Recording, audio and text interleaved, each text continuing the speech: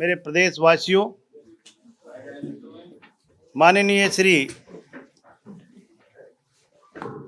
प्रधानमंत्री श्री नरेंद्र मोदी जी और हमारे देश के यशस्वी मुख्यमंत्री भजनलाल शर्मा जी के नेतृत्व में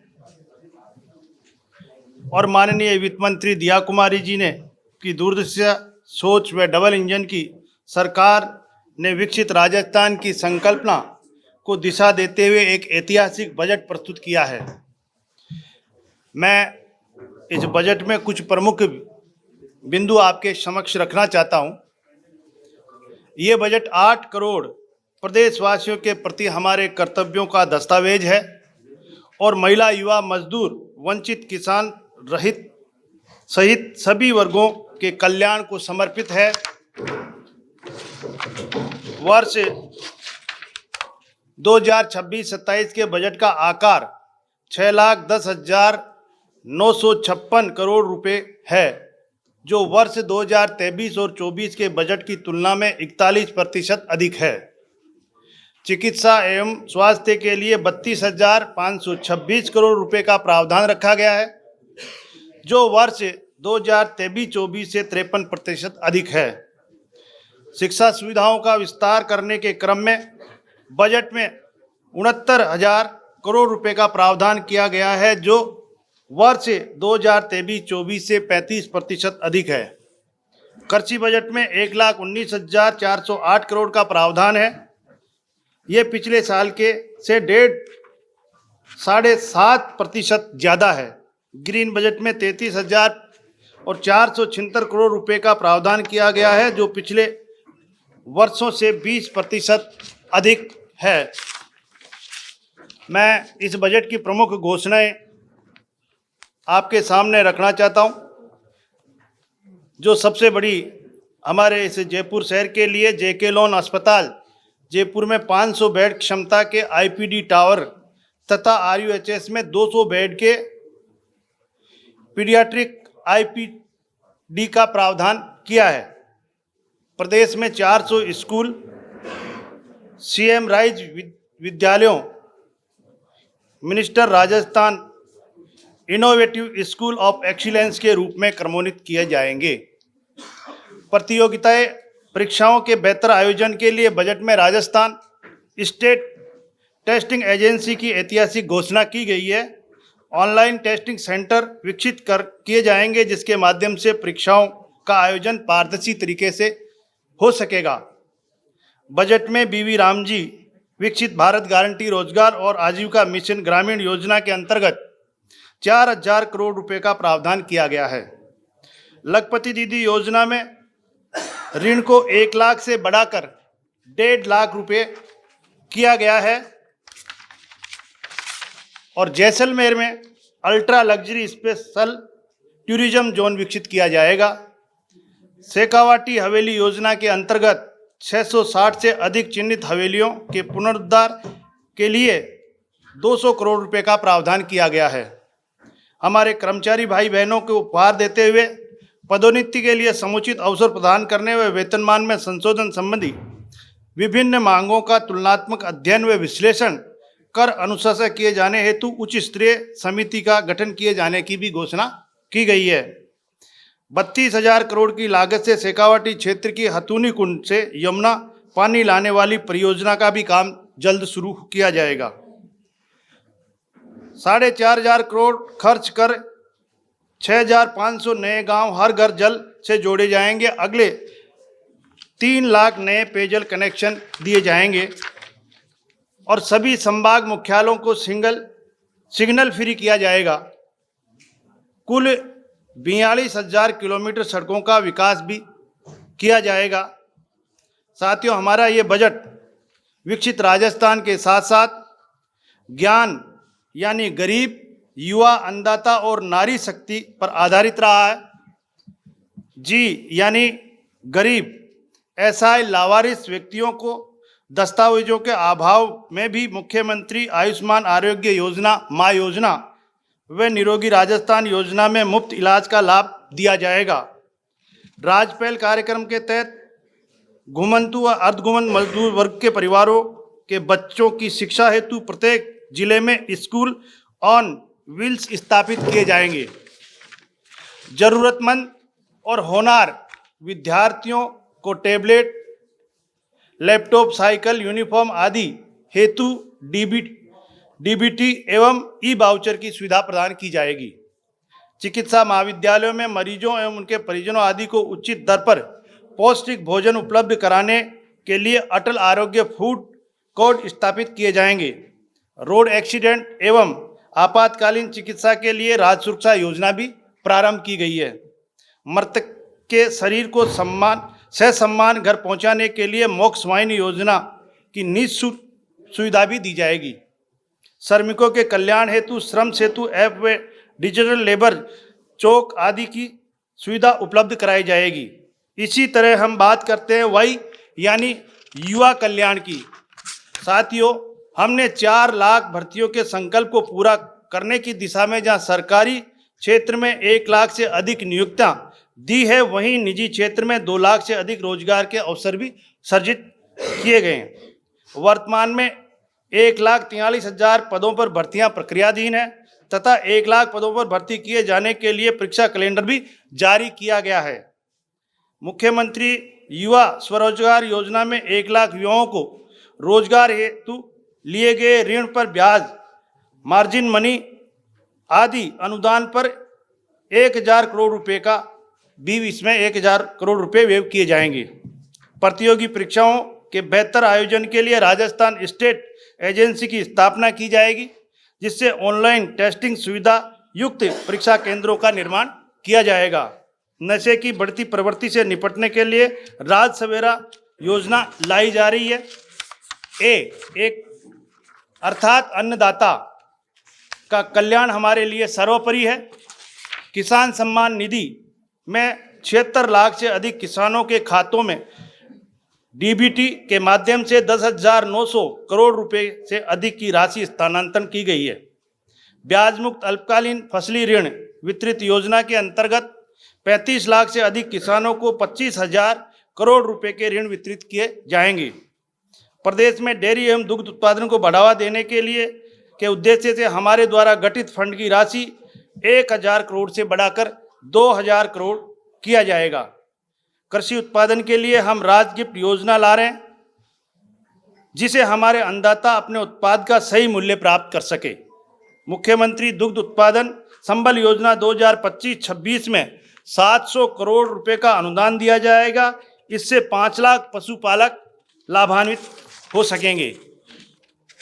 एन यानी नारी शक्ति और हमारी आदि आबादी का कल्याण, महिला एसएचजी के सहयोग से विद्यालयों में 11,000 अमृत पोषण वाटिकाएं स्थापित की जाएगी। जिला स्तर पर रूरल विमेन बीपीओ की स्थापना भी की जाएगी। मुख्यमंत्री नारी शक्ति उद्यम प्रोत्साहन योजना के अंतर्गत महिला एसएचजी को दिए जाने वाले ऋण की सीमा 50 लाख रुपए से बढ़ाकर 1 लाख रुपए की जाएगी। 5,000 महिलाओं को बैंक बीसी बनाएगी एवं 1,000 महिलाओं को बैंक सखी के रूप में ग्रामीण बैंक शाखाओं से जोड़ा जाएगा। 1,000 पुलिस थानों के महिला बैरिक विकसित किए जाएंगे। महिला कर्मचारियों हेतु मुख्यमंत्री शिशु वात्सल्य सदन व अन्य लाभ दिए जाएंगे। साथियों, राज्य सरकार जनता से किए गए वादों पर को तेजी से पूरा कर रही है। बजट 2025-26 में 1441 बजट घोषणाएं की थी, जिसमें से 1226 घोषणाएं यानी कि 86% और वर्ष 2024-25 में बजट की 1277 घोषणाओं में से 1188 घोषणाएं यानी 93% की क्रियान्वित की गई है। हमारी सरकार हर वर्ग के कल्याण को लेकर प्रतिबद्ध है। हमारा प्रयास रहेगा कि ये सभी घोषणाएं समय पर पूरी हो और आम जन को इसका लाभ मिले। मित्रों, आज की प्रेस वार्ता लोकतंत्र के चौथे स्तंभ के सभी साथियों के साथ आज की थोड़ी सी हल्की सी हटके प्रेस वार्ता है। 1 दिन बाद में 2 दिन बाद में हमारा महाशिवरात्रि आ रही है और 25 वर्षों के बाद ऐसा संयोग आ रहा है, इसलिए हम सब उसकी प्रार्थना करते हैं शिव भगवान से कि सबको परिवार में मंगल हो। और मैं आपकी मार्फत अग्रिम बधाई भी महाशिवरात्रि काल की आपको देता हूं। कल हमारा राजस्थान की विधानसभा में सन 2026-27 का ऐतिहासिक बजट पेश हुआ। मेरी जानकारी के अनुसार हमारी यशस्वी वित्त मंत्री महोदया ने करीब 3 घंटे से भी अधिक, लगभग करीब, बजट का वाचन किया और सामान्यतः सभी माननीय सदस्यों ने उसका पूरी तरह से आपकी मार्फत, आपकी तरह ही श्रवण भी किया। ये बजट मित्रों, इस बार बजट नहीं है, बजट का एक आईना अलग है। हर बजट होता है, सरकार का रोड मैप होता है, विकास का रोड मैप होता है, लेकिन इस बार यह अल्पकालीन लोकप्रियता की बजाय दीर्घकालीन स्थिरता को प्राथमिकता दी गई है। और इसका कारण भी है, क्योंकि जब हमारा केंद्र का बजट आया और हमारी वित्त मंत्री महोदया ने भी जो बजट पेश किया, तो जितने भी इकोनॉमिस्ट हैं, आपके जितने भी आर्टिकल्स आए, अनेक लोग राजनीतिक क्षेत्र में काम करने वालों ने भी अपनी टीका टिप्पणियां की। सब ने एक चीज माना कि ये बजट लोक लुभावनी घटनाओं से, लोक लुभावनी घोषणाओं से हट करके विकास को स्थिरता देने का बजट है।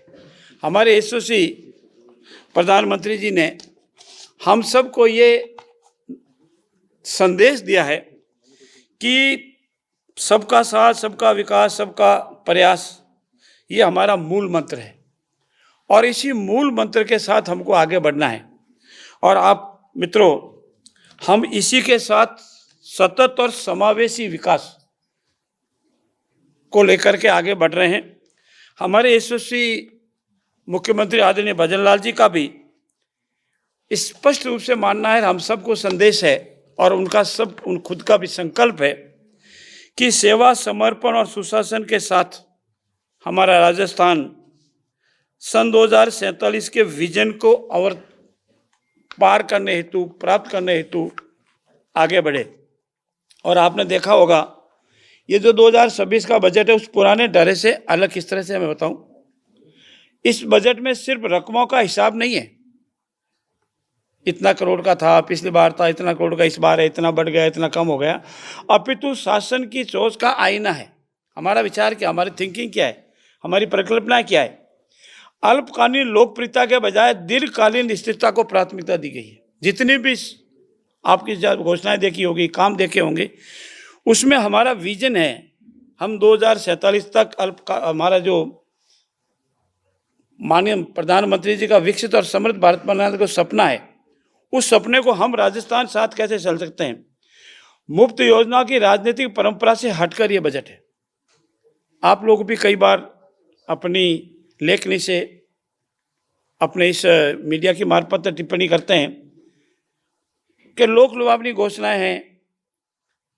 कई बार यह आरोप भी लगता है कि ये तो सस्ती लोकप्रियता प्राप्त करने की घोषणाएं हैं। उससे हटकर इसमें संपत्ति निर्माण, उत्पादन, निवेश की भाषा बोलता है।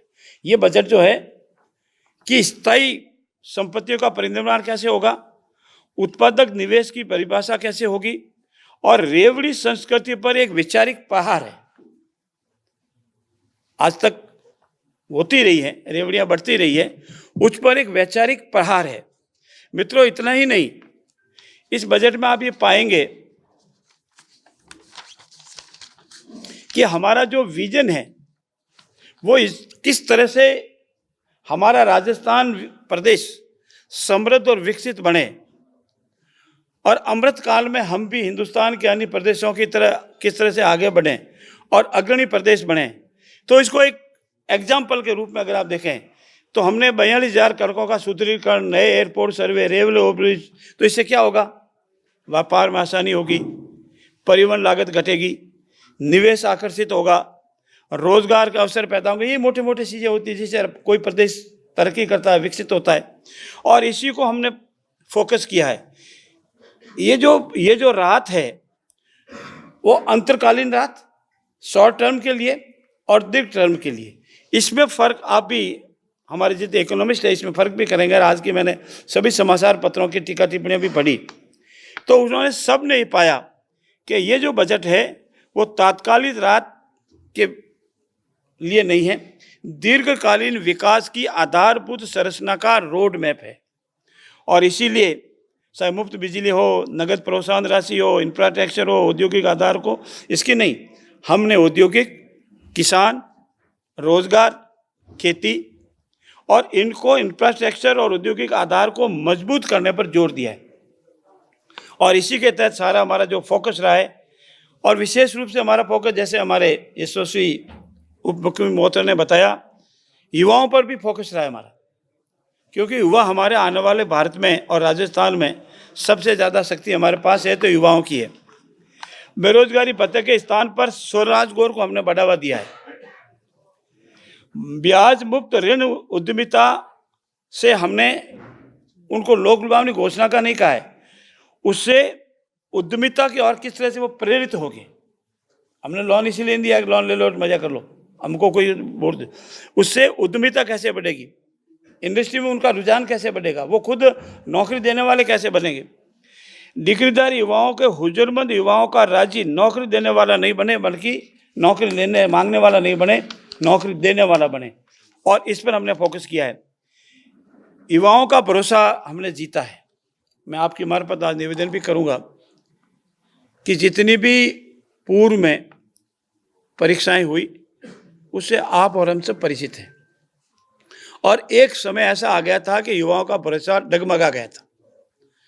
कभी विश्वास नहीं होता था कि इस परीक्षा में सही रिजल्ट मिलेगा, फर्जी नहीं होगा, डमी नहीं बैठेगा, पेपर आउट नहीं होगा, या जो भी ऐसे होते थे। लेकिन अब यशस्वी बंजरलाल जी की सरकार आने के बाद ये पूर्ण रूप से युवाओं में, बेरोजगार नौजवान भाई बहनों में विश्वास हो गया है कि जो भी होगा वो मेरिट के आधार पर होगा। जो मेहनत करेगा, जिसका भाग्य साथ देगा, वो सफल होगा। मेहनत के आधार पर पारदर्शिता से, निष्पक्षता से परीक्षा में जो भी अंक लाएगा, अधिकतम अंक लाएगा, उसका रोजगार मिलेगा। ये budget ease of business and ease of life को बढ़ावा देने वाला बजट है। इसमें फोकस किया गया है कैसे हमारा ईज ऑफ बिजनेस और ईज ऑफ लाइफ हो। और इसीलिए मित्रों, हमने खेती को भी डिजिटाइजेशन करने के लिए इजी फार्मिंग को कंसेप्ट लाया है। आज तक नहीं आया। हम परंपरागत खेती से, लोक लुभावनी घोषणाओं से हटकर हमने खेती में भी डिजिटल ऑफ ईज फार्मिंग का कंसेप्ट लाया है। इन सब के आधार पर मैं ये कह सकता हूँ कि ये बजट पुराने सभी बजटों से हटकर है। और इस बजट में ये सब भविष्य को आने वाला जो हमारा रोड मैप है, उस रोड मैप को आगे बढ़ाया गया है। मैं इतना ही नहीं, हमारा जयपुर हमारी राजधानी है और जयपुर संभाग हमारे लिए सबसे महत्वपूर्ण है। सभी संभाग हमारे लिए महत्वपूर्ण है, लेकिन जयपुर संभाग हमारे लिए विशेष महत्व रखता है। ये हमारी राजधानी है।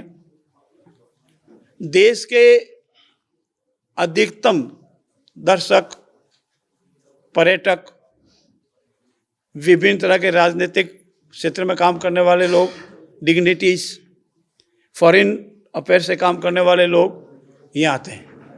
और यहाँ का आईना जो होता है वो राजस्थान का आईना है। इसीलिए राजस्थान में जयपुर का और जयपुर से ही सभी जिलों का, सभी क्षेत्रों का, ग्रामीण क्षेत्रों का, शहरी क्षेत्रों का विकास हो। लेकिन जयपुर में जो मूलभूत, जिससे संबंध में आप कई बार हमसे प्रश्न भी करते हैं और आपके वाजिब प्रश्न भी है, कि जो जयपुर में हमारा मूलभूत इंफ्रास्ट्रक्चर है, उसमें दो तीन बातें हमेशा आती है। एक आता है हमारा ट्रैफिक जाम की व्यवस्था, और आप लोग भी फील करते हैं, हम भी फील करते हैं। जयपुर और राजस्थान के अनेक बड़े शहरों में ये तकलीफ है। इसको ठीक करने के लिए इस बजट में महत्वपूर्ण कार्य किए गए हैं। दूसरा हमारा आता है जिसमें 1000 करोड़ रुपए का इसमें बजटीय प्रावधान किया, वो सब आपने देख लिया। इसके मैं आंकड़ों के जाल में बहुत कम जाऊंगा। आपको बेसिक चीज जो इस बजट में है उस पर फोकस करूंगा। दूसरा जो है ड्रेनेज सिस्टम, आप और हम अनेक बार मिले हैं, और हर बार आमजन की, आपकी और हमारी, जब जब भी बरसात आती है तो ड्रेनेज सिस्टम का कंप्लेंट होती है तो आम आदमी कहेगा।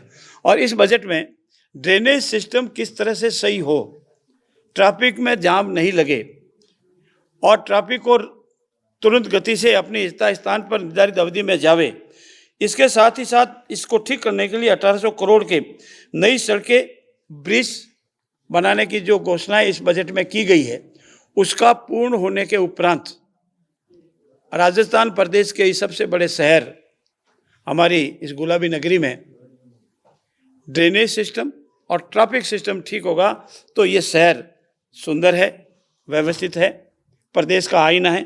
साथ ही साथ 15 नए रेलवे ओवरब्रिज, अंडरब्रिज और हाईवे पर 2000 कैमरे। ये हमारे इसीलिए है कि अनेक घटनाएं, दुर्घटनाएं दुखद होती है। परिवार के लोग, एक समूह के लोग, शादी में गए वो लोग, और इस वजह से हमारा मैसेज हो जाता है हिंदुस्तान और हिंदुस्तान से बाहर, वो ठीक होता है। और इसी को लेकर के ये फोकस किया गया है राजस्थान के इस सबसे महत्वपूर्ण शहर, राजधानी और इस संभाग में। दूसरा है स्वास्थ्य, जिसके संबंध में माननीय मंत्री जी ने आपके सामने रखा। एसएमएस में मानसिक स्वास्थ्य सेंटर, जेके लॉन हॉस्पिटल में 500 बेड की जगह 500 बेड और 1 आईडीबी टावर। इस सबसे आपकी जानकारी, इसको हम एसएमएस पर लोड कम कैसे हो, एसएमएस के साथ ही साथ बड़ा हॉस्पिटल हमारा और विकसित हो, इसकी वजह से ये जो व्यवस्थाएं की गई है। और भविष्य में आप पाएंगे कि हमारे एसएमएस हॉस्पिटल पर जो आज की तारीख में करीब, फिगर में भी रॉन्ग, 10,000 का जो लोड है उसको कम किया जा सकता है। RUHS के तहत 200 बेड का पीडियाट्रिक ICU नया बनाया जाएगा। राजमाता मेंटल हेल्थ प्रोग्राम बनाया जाएगा और राज्य सुरक्षा योजना में जो एक्सीडेंट वगैरह होकर के आते हैं उसके सुरक्षा का परिणाम किया जाएगा। ये हमारा जयपुर को ध्यान में रखते हुए आगे बढ़ाया गया है। मित्रों, इतना ही नहीं, जयपुर संभाग में जो हमारे अन्य जिले हैं उसमें हमने जयपुर के लिए पर्यावरण को भी महत्वपूर्ण स्थान दिया है। हमने पिछले साल जितने कर भी हमारे करीब 50 करोड़ के लगभग के पौधे लगाए, उसको हमने जीवित रखने के लिए भी रोड मैप बनाया है। खाली पौधे लगाना ही महत्वपूर्ण नहीं है, उसको जीवित रखना भी लोग बने। और हम आंकड़े आपके सामने करेंगे, हमारा सर्वे चल रहा है कि हमने कोशिश की है कि 50-60% से ज़्यादा ये जीवित रहे तो इसको लक्ष्य को प्राप्त करेंगे। इसलिए पर्यावरण निर्माण में 10 करोड़ पौधारोपण का अलग हमने इस बार अलग से लक्ष्य रखा है। नमो वन और नमो नर्सरी का आपने कल बजट में देखा है। ये कंसेप्ट इसीलिए दिया है कि पर्यावरण से सुरक्षित इसी के आधार पर होगा। और 4000 हेक्टेयर में अरावली संरक्षण, ये आप लोगों के लिए भी सबसे उत्सुकता का विषय है। अरावली संरक्षण हो, माननीय सर्वोच्च न्यायालय में संज्ञान लिया है, माननीय सर्वोच्च न्यायालय ने निर्देश भी दिया है। क्योंकि मामला माननीय सर्वोच्च न्यायालय के समक्ष लंबित है, इसलिए ज़्यादा मैं नहीं कहूँगा, लेकिन सरकार इस पर कटिबद्ध है। अरावली का हमारा हर क्षेत्र संरक्षित और सुरक्षित रहे और इसीलिए इसमें 4000 हेक्टेयर में अरावली संरक्षण का नई कंसेप्ट के साथ ये, जिसमें वॉल बनाना है, पौधे लगवाने हैं, लगे हुए को सुरक्षित करना है, अवैध खनन नहीं हो, नियमानुसार कार्रवाई हो और उसके संबंध में जितने भी हमारे पर्यावरण प्रेमी या इस संबंध में विशेषज्ञ जो सलाह देंगे उसी के आधार पर चलेंगे।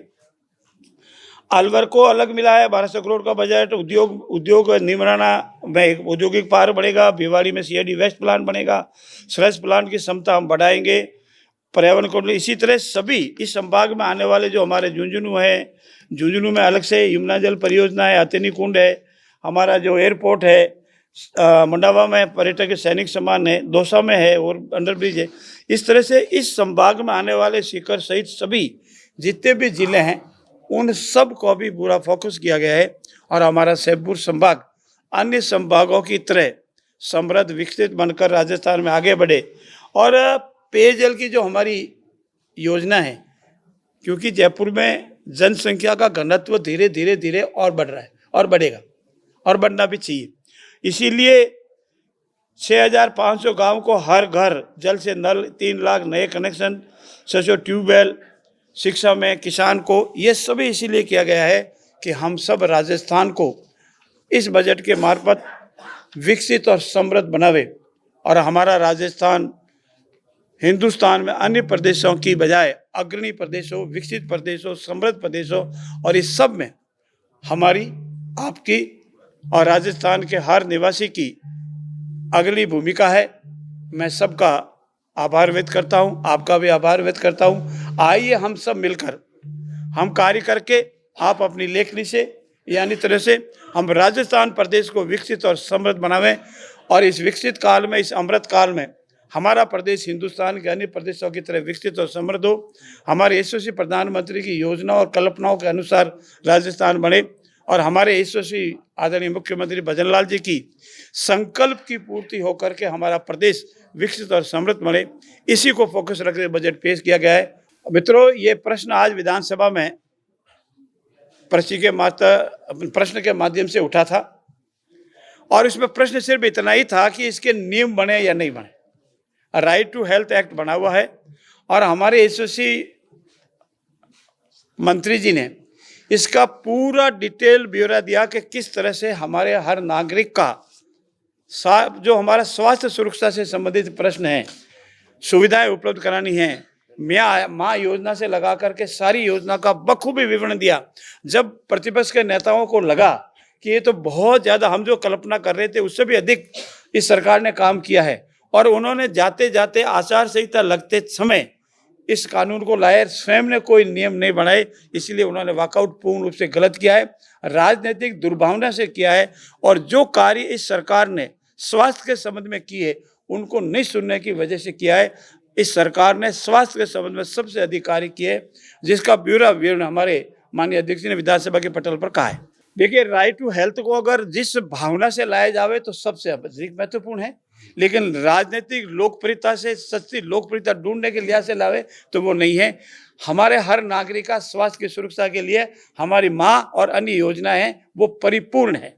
देखिए, इसी सत्र में लाने का तो तय है, सत्र भी चल रहा है, इसीलिए पूर्व अनुमान नहीं लगाएं। और क्या है वो मैंने आपके सामने बताया था।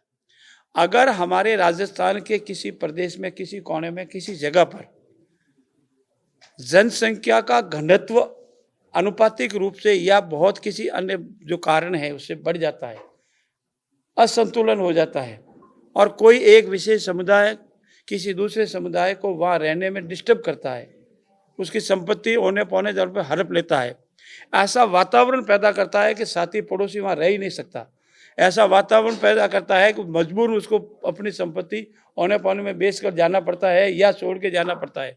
ऐसी कोई विषम परिस्थितियाँ पैदा हो जाती है तो इसका सर्वे होता है, जांच होती है और ऐसी जांच आने के बाद सरकार उस पर विचार करने के उपरांत डिस्ट्रिक्ट एरिया घोषित करती है। धन्यवाद मित्र, आपका प्रश्न सबसे अच्छा है। जिसकी जैसी संस्कृति होती है उसको वैसा ही याद रहता है। जो होटलों में बंद रहे, जिस माननीय मुख्यमंत्री जी ने अपने ही साथी उप मुख्यमंत्री को, प्रदेश के अध्यक्ष को, मैं ये नहीं कहना चाहता था, आपने मेरे से कहलवाया है, किन शब्दों में पुकारा वो शब्द मैं नहीं दोहराऊंगा, वो शब्द ठीक नहीं है। जो होटलों में बंद रहे, अपनी कुर्सी बचाने के लिए दिल्ली और अन्य कहीं फिरते रहे, उनको ऐसा प्रश्न करने का अधिकार नहीं है। हमने घोषणाएं बचा के रखी है। ऐसा पूर्व अनुमान अंतर्यामी कोई भी है तो मैं उसको धन्यवाद देता हूँ। घोषणाएं लगातार होगी, विकास निरंतर चलेगा और ये निरंतर चलने वाली प्रक्रिया है। कोई खैस्तान नहीं है। देखिए, जो ऑलरेडी पहले से पूर्ववर्ती बजट से ऑलरेडी घोषित है, हमको 5 साल में 4 लाख नौकरियां देनी है, तो इसको बार बार हर बजट में दोहराने की आवश्यकता नहीं है। ये हमारा कमिटमेंट है, हमारा संकल्प है। आप सभी से निवेदन है मेरा, 5 साल में 4 लाख नौकरी देनी है और ये 5 साल पूरे होते होते उससे पहले ही हम 4 लाख नहीं 4 लाख से अधिक नौकरी देंगे और ये हमारा कमिटमेंट है। और इसमें किसी तरह का नहीं है। पारदर्शी परीक्षाएं, निष्पक्ष परीक्षाएं, जो कहा उसकी घोषणाएं और जिन्होंने गड़बड़ की उनको अंदर, ये हमारा कमिटमेंट है। इस कमिटमेंट को पूरा करेंगे। सर, 2023 में आपने कहा था कि संपूर्ण राजस्थान किसान है वो कर्ज माफी पूरा कर्ज मुक्त हो जाएगा, लेकिन अभी तक किसानों की बात नहीं हो रही है। संपूर्ण कर्ज मुक्त कब हो जाएगा? देखिए, ऐसा कभी संभव ही नहीं है। कर्ज का तात्पर्य हर वर्ष लेता है, कई ब्याज मुक्त ऋण होता है, कई ब्याज से ऋण होता है, इसलिए ये तो निरंतर चलने वाली प्रक्रिया साथी। ये आज हमारा हर वर्ष हम लोन देते हैं और मैं आपके लिए बता दूं, इस साल भी हमने 10 लाख तक ब्याज मुक्त ऋण की व्यवस्था काश्तकारों के लिए की है, हमारे युवाओं के लिए भी की है। इसीलिए ये निरंतर चलने वाली प्रक्रिया है और हम चाहते हैं कि हमारा किसान ब्याज मुक्त ऋण ले, उसको अपनी कृषि में उपयोग ले, कृषि की उत्पादकता बढ़ाए, अपनी आय बढ़ाए और वापस जमा करावे, अगले साल और लेवे। ये निरंतर चलने वाली प्रक्रिया है। देखिए, राजस्थान में सामाजिक सुरक्षा पेंशन में निरंतर भुगतान हो रहा है और बढ़ोतरी भी हो रही है।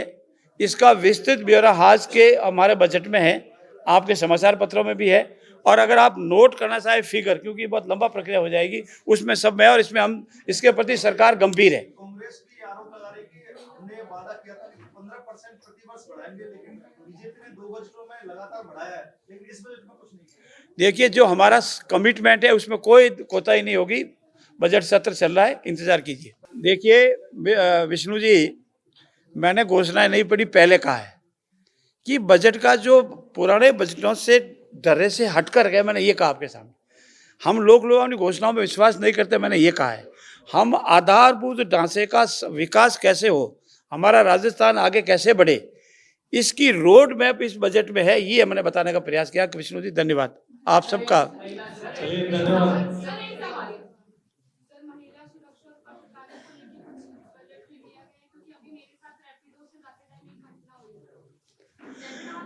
इसके लिए अनेक तरह की योजनाएं हैं। आप कहे तो मैं विस्तृत आपको दूं, चाहे पुलिस की मार्फत है, पुलिस आर्म डेस्क फोर्स है, हमारा बटालियन बनाना है, इस संबंध में पूरी की गई। और महिला सुरक्षा हमारे लिए सर्वोपरि प्राथमिकता है।